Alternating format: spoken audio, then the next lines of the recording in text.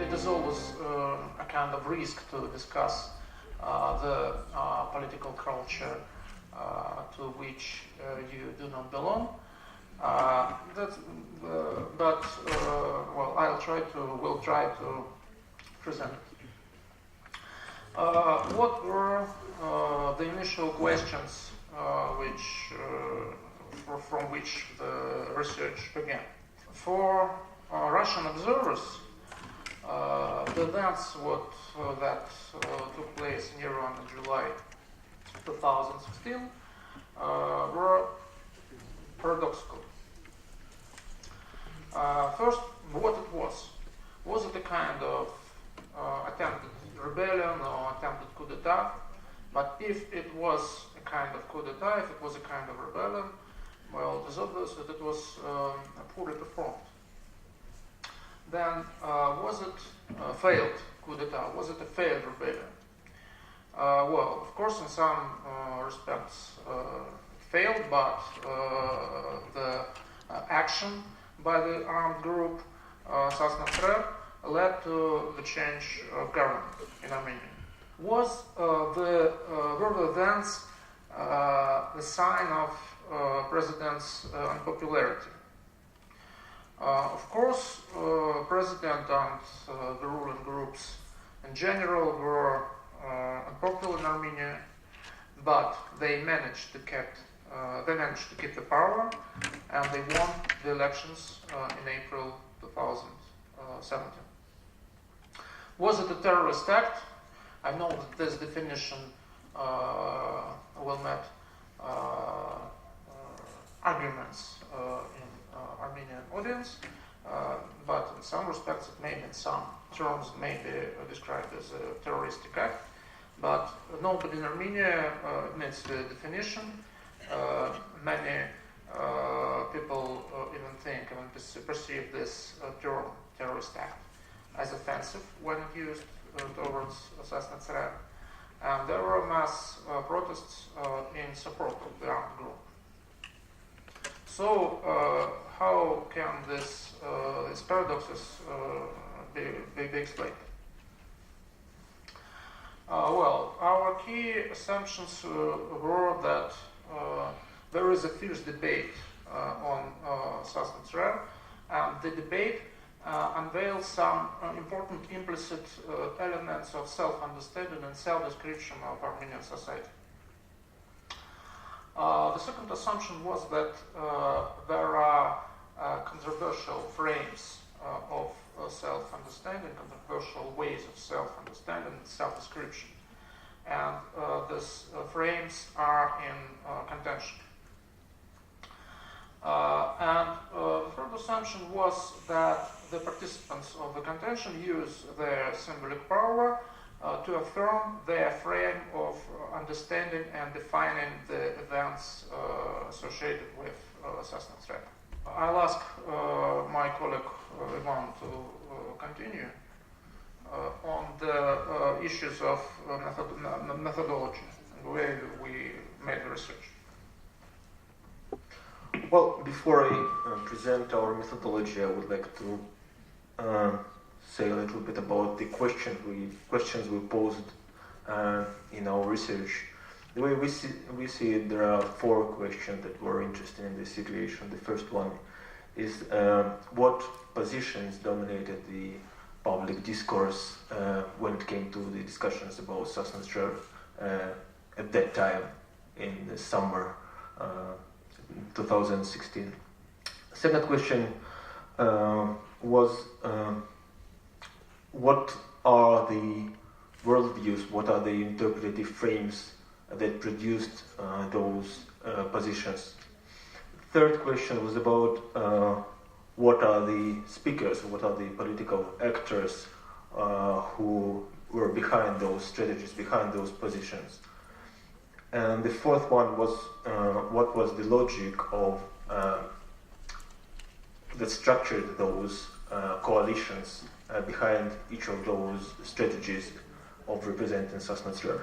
Our research was based on data taken from Armenian media, You can see the list of 9 websites, the mass media websites, and we used Russian versions of those sites in order to collect our, it was about 1,471 news messages and comments from the media, and that were selected based on just the mentioning of Sasna Tsrer.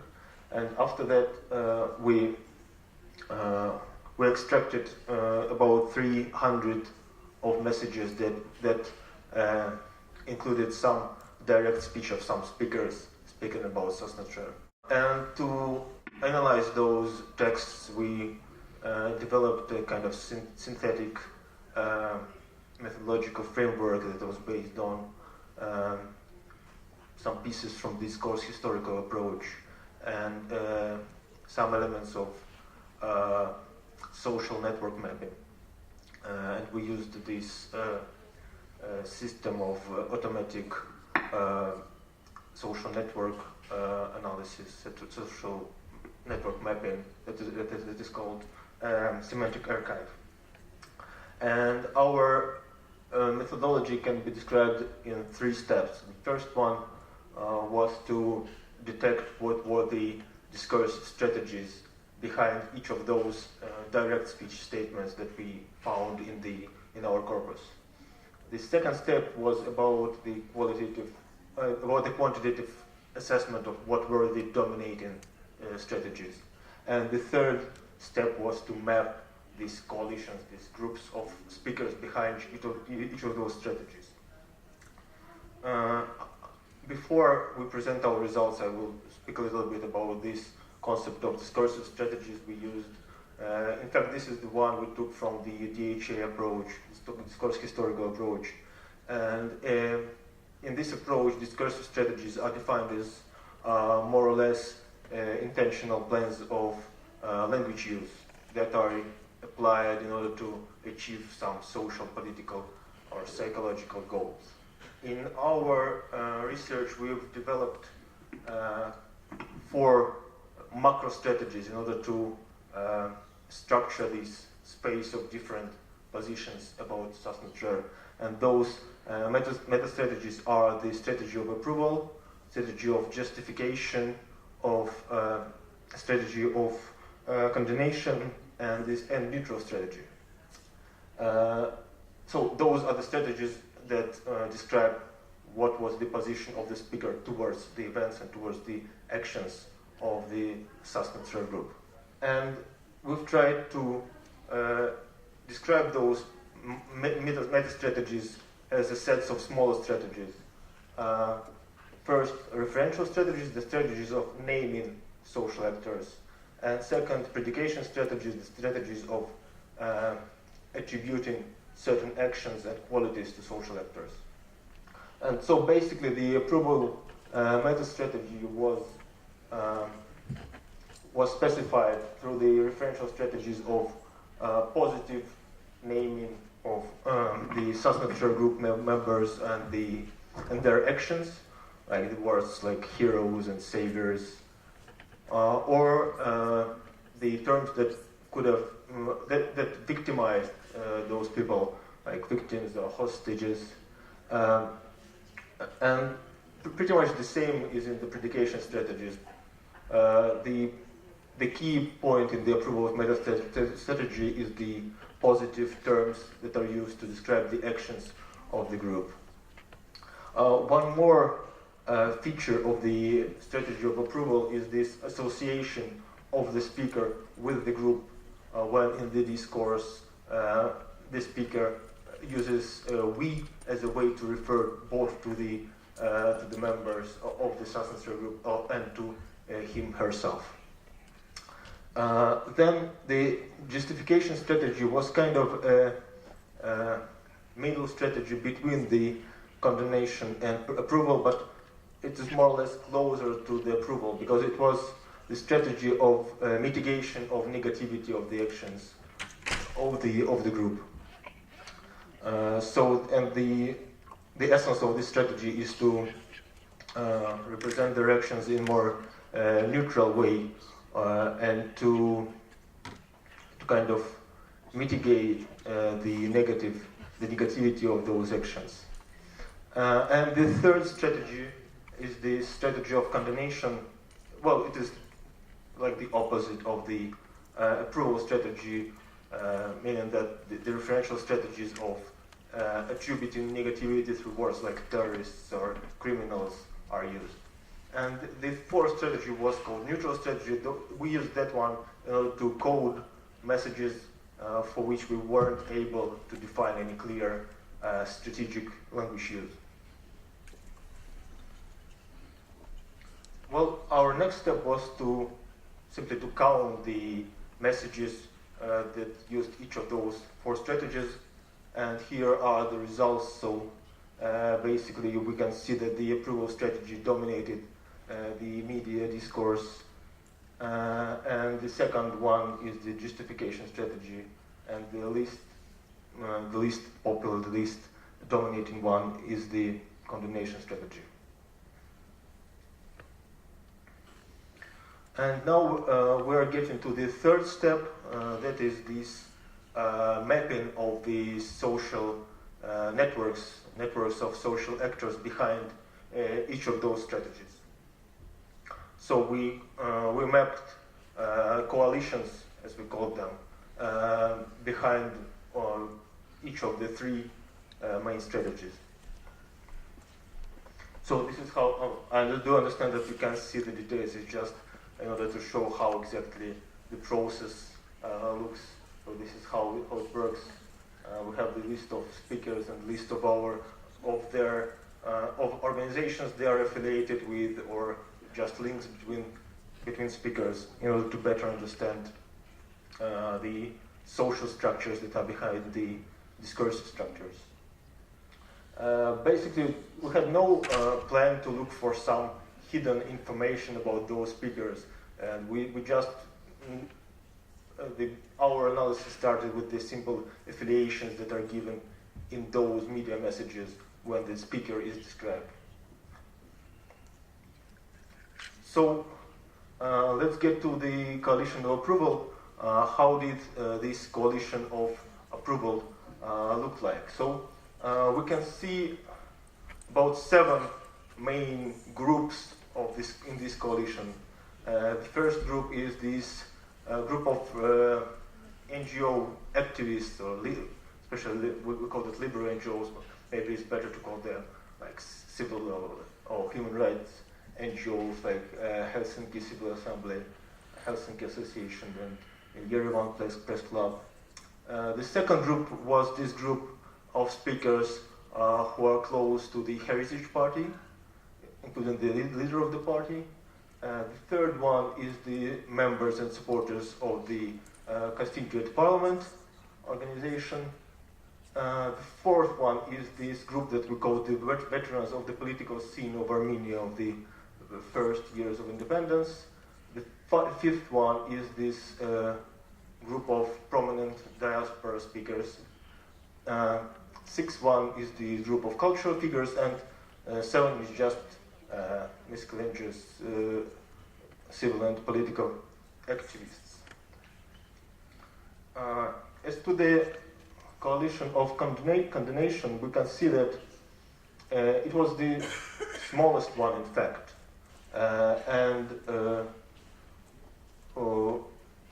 so it was not only that the number of messages of this strategy was the smallest one. It's also that the number of speakers behind this strategy was also the smallest one. The only people who kind of overtly condemned the actions of the group were the representatives of the ruling elite, like the President Serge Sargsyan, the Republican Party officials, or the government officials.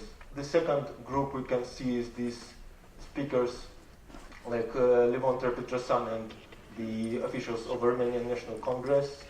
The third one is the speakers from the Prosperous Armenia Party.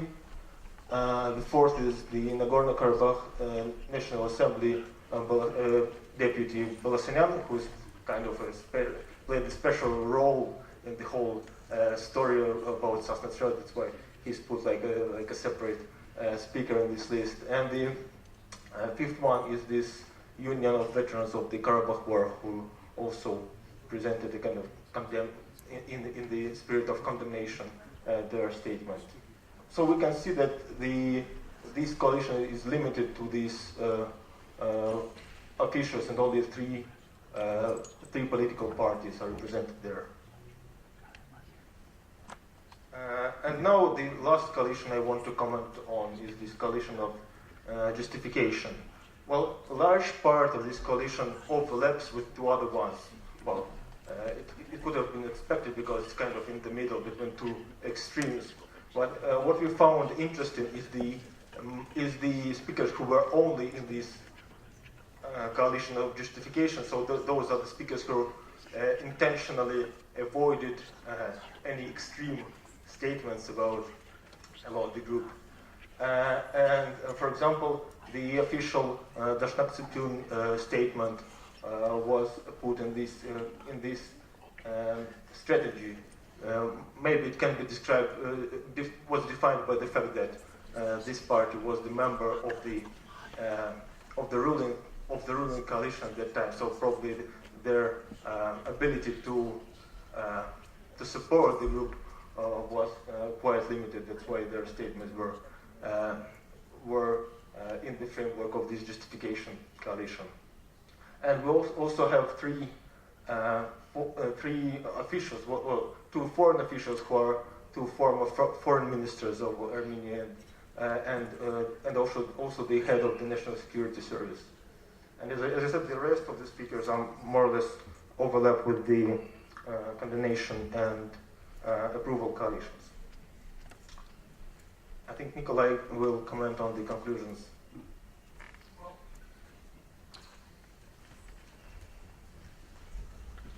Thank you very much.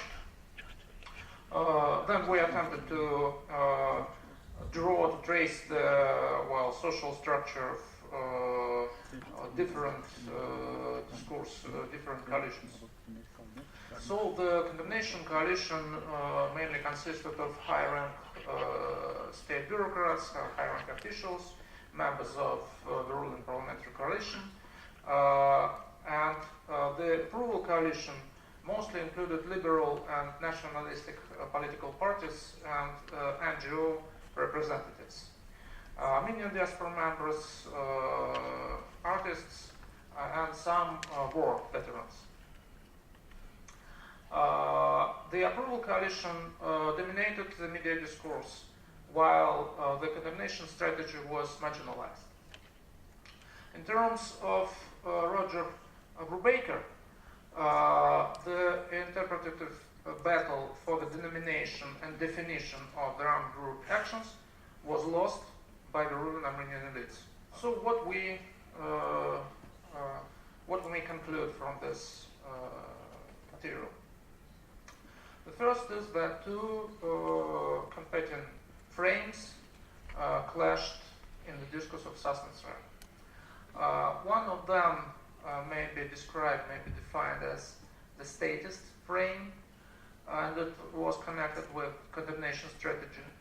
And another is the counter-statist frame, and it was connected to the strategy of approval. These two frames directly correspond to the two types of nationalist doctrine and movements outlined by Brubaker: the state-framed and the counter-state ones. This Brubaker's idea is based on his when he argues the well-known definition of nationalism as or ethnic, or either ethnic, either civil one, and he proves that this definition, this difference is not analytically sufficient. He proposes the other way to look on nationalism, different nationalism, the state framed and the counter-state. And what is interesting, what differs the situation in Armenia from other nationalisms is that in this case, in case of discussion on Sasna Tsrer, both types of nationalism appeal to the same nation, to the Armenian nation.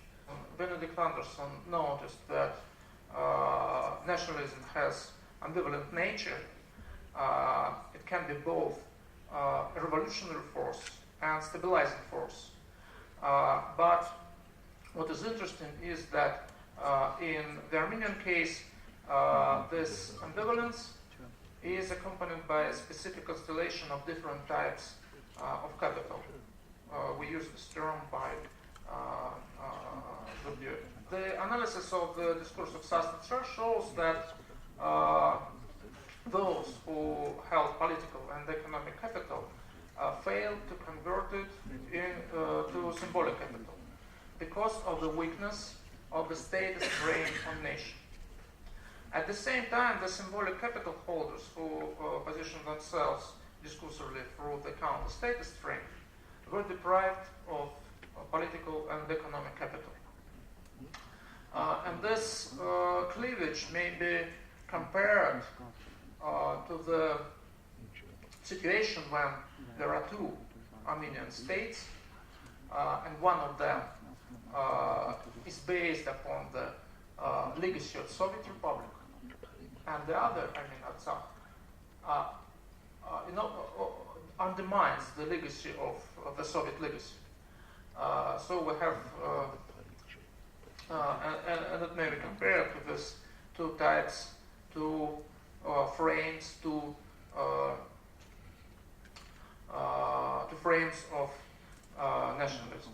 Of course, after the April and May 2018, we should ask some questions to the material we have. First of all, is what was the structure? What is the structure of the coalition that won in April and in May? How is it different from the coalition of Sasna Tsrer Aprurus? And how does the clash of statist and counter-statist nationalism influence the current politics in Armenia? And can we be sure that the difference, the cleavage between these two nationalisms is still existing? Thank you very much. And this is the link to the to our paper on this issue, on this research.